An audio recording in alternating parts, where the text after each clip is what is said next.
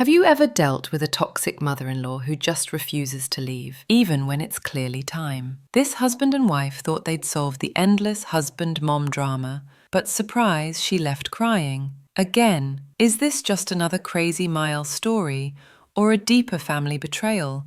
Let's unpack this. You know, these Just Normal podcast moments always start the same way.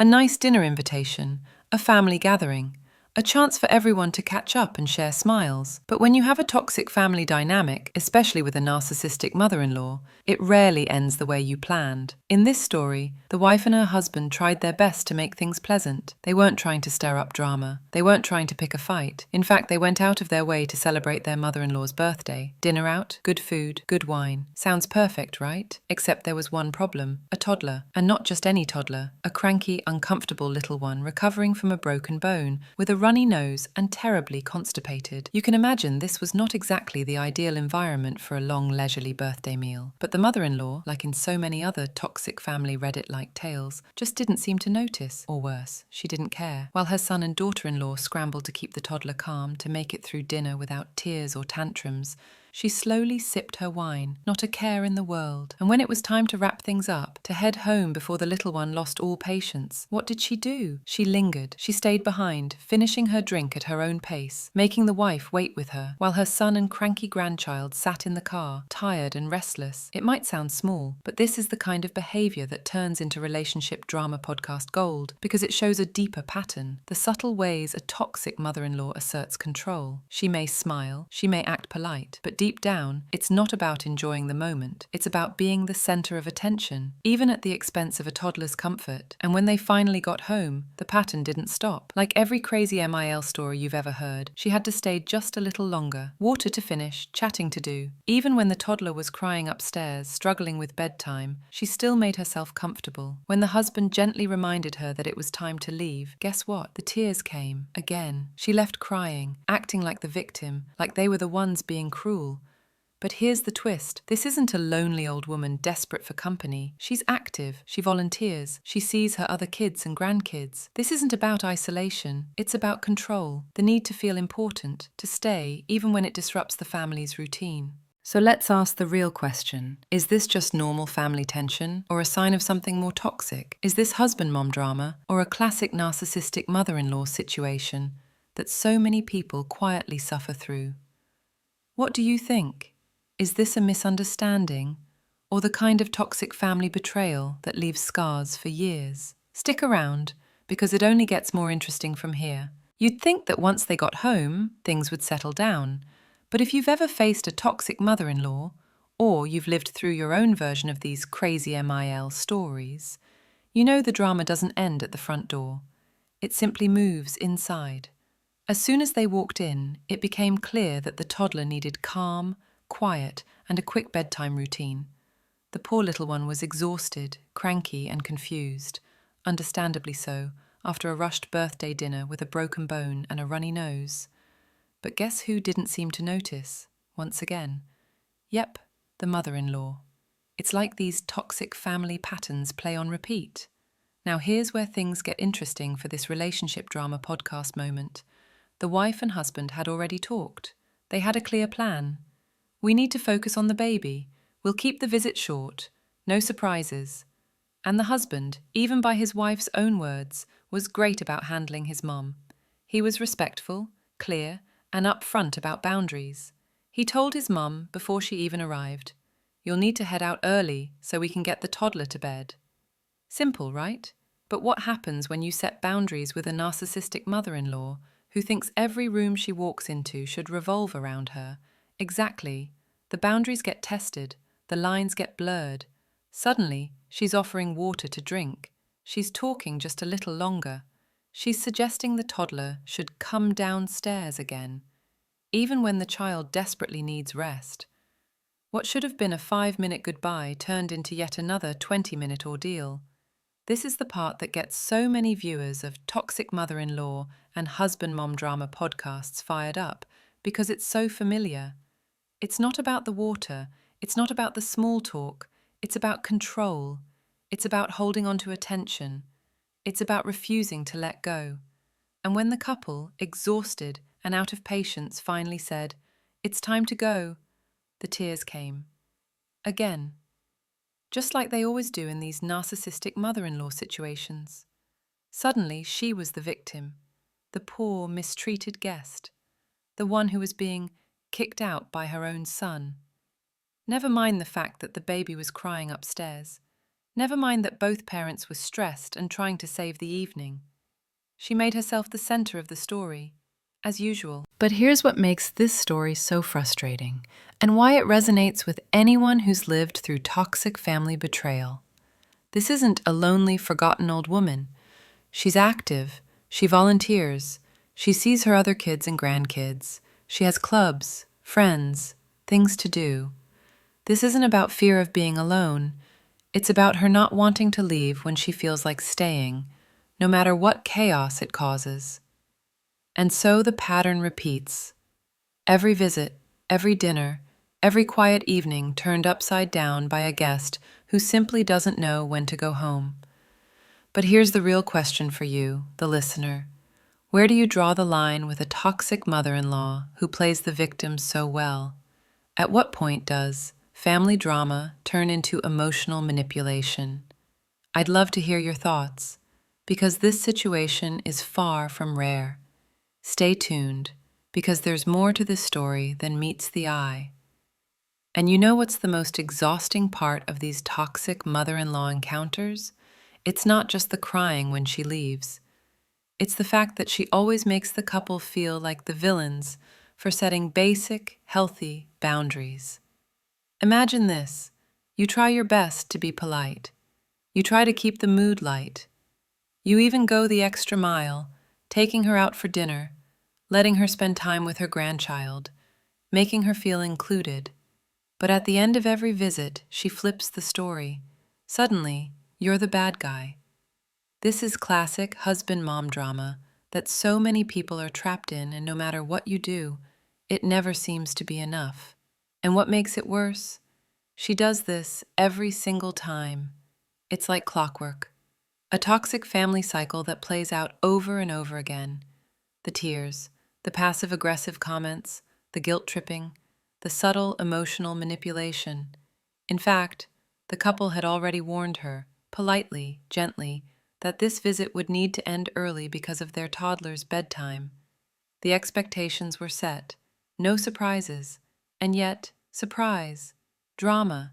This is what turns simple moments into crazy MIL stories that people can't believe until they've lived through them.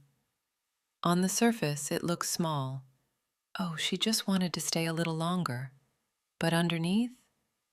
It's the slow erosion of respect for boundaries. It's the subtle signal that her wants matter more than the needs of a tired, hurting toddler, or a stressed, overwhelmed couple just trying to get through the day. Here's something that's really telling in this toxic mother-in-law situation. She's not some lonely, sad person with nowhere to go. She's not sitting at home waiting for phone calls that never come. This woman has friends, clubs, grandkids she visits, a busy, full life. So why the need to cling to these visits so desperately? Why the repeated scenes? That's where the deeper relationship drama podcast questions come in. Is this just insecurity? Is it fear of losing control?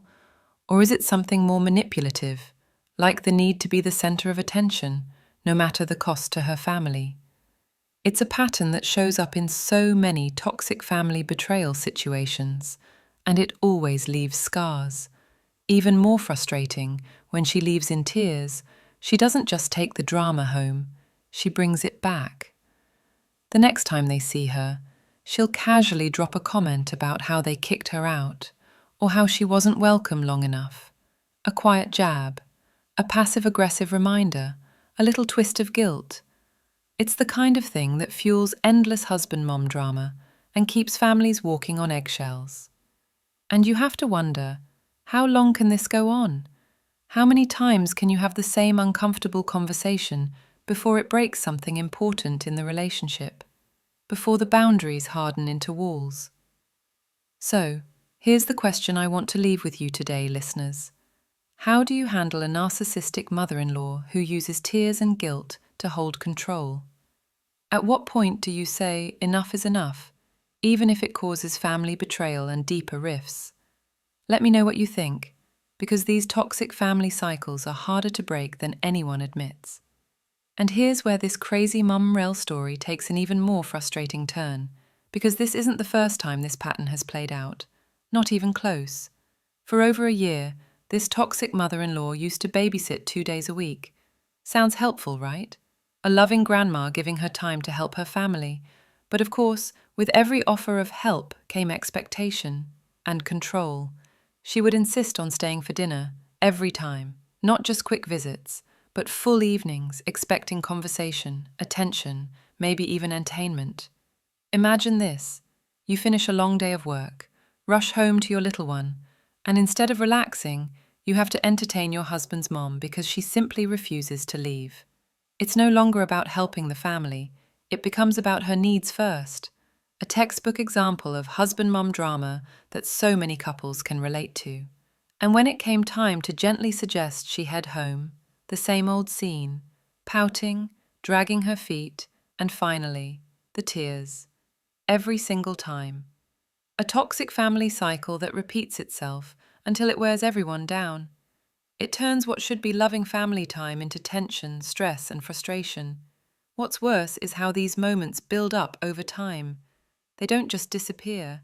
The emotional weight lingers, and eventually, every new visit feels heavy with dread. Is today the day she'll finally understand boundaries?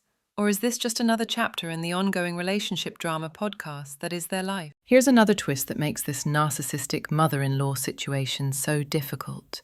She refuses to see her part in the problem. Even after multiple talks, even after her son clearly lays out the boundaries, she acts shocked and hurt when asked to leave. She doesn't accept that staying late disrupts the family's peace. Instead, she blames them. She paints herself as the misunderstood victim. And you know what's scary about this toxic family betrayal? It's not explosive, it's not loud, it's quiet, subtle, a slow drain on energy and patience. It's the sigh when she pulls out the chair for just one more minute. It's the tired glance exchanged between husband and wife when she says, "I guess I'll leave, if you really want me to." It's the guilt that sneaks into their hearts, even when they know they've done nothing wrong. These are the moments that don't make headlines, but they destroy boundaries, trust, and comfort over time. This isn't some dramatic blow-up worthy of true revenge stories. It's something more dangerous, death by 1,000 little cuts. And listeners, I want to ask you this. Have you been trapped in one of these toxic mother-in-law situations where leaving politely isn't enough? Where every boundary you set becomes a fresh insult in their eyes? How did you break the cycle? Or are you still stuck, playing the same exhausting role in this family drama? Because here's the truth. When you deal with a narcissistic mother-in-law who always plays the victim, no amount of kindness will fix the problem. Only firm, unshakable boundaries will. But how do you keep those boundaries without tearing the family apart? That's the real struggle. And I'd love to hear your thoughts. And here's something that really sticks with me about this whole toxic mother-in-law situation. Something that too many people in these crazy MIL stories know all too well. No matter how clear you make your boundaries, some people just refuse to respect them. This isn't about one bad dinner. It's not about finishing a glass of wine too slowly or asking for water before leaving. This is a pattern. A quiet but constant push against the edges of this family's peace. A perfect example of husband-mom drama that never seems to end. And the saddest part? It didn't have to be this way. This mother-in-law could have had a wonderful relationship with her son and daughter-in-law. She could have been welcomed into their home more often, invited to more dinners, included in more family moments. But instead of appreciating the time she was given, she demanded more time, more attention, more control. And in doing so, she made sure she was invited less. It's a classic toxic family betrayal, one that starts small, grows over time, and finally makes the couple question if these visits are even worth the stress. That's the heartbreak of these narcissistic mother-in-law relationships. What could have been warm, easy, and joyful turned into tension, guilt, and exhaustion. And as the wife said herself, this isn't uncharted territory. They've been through this before, many times. Every visit, every babysitting offer, every dinner, it always ended the same way, with frustration, with disappointment, and with her leaving in tears, claiming to be the victim, while the real victims, the tired parents and their toddler, were left to clean up the emotional mess. But here's where I want to flip the script for you, the listener. So many relationship drama podcast episodes leave you wondering, what would I do in that situation? But today, I want to keep it simple. Have you ever had to deal with a toxic mother-in-law like this? Someone who turns every goodbye into guilt, every boundary into betrayal. If you have, or if you simply know someone trapped in this kind of endless husband-mom drama, drop a comment below with just one word: relatable. That's it. No long explanation needed. No heavy story. Just type relatable if you've ever been in a moment where setting a simple, fair boundary with family turned into an emotional nightmare. Because the truth is, you're not alone. These crazy MIL stories, these toxic family betrayals, they happen far more often than anyone admits out loud. But here, in this space, you can share it simply, honestly, safely, and if you've got your own quick story, or even just a sentence about your experience with a narcissistic mother-in-law, we'd love to hear it. Your comment might make someone else feel seen, understood, or even brave enough to set their own boundaries for the first time. So don't be shy. Type relatable if this hit close to home, or share your version of this drama below. And of course, make sure to like, subscribe, and follow for more real-life toxic mother-in-law stories, relationship drama podcasts, and true tales of family betrayal. Because trust me, this is far from the only story like this, and next time it could be even juicier. Stay tuned.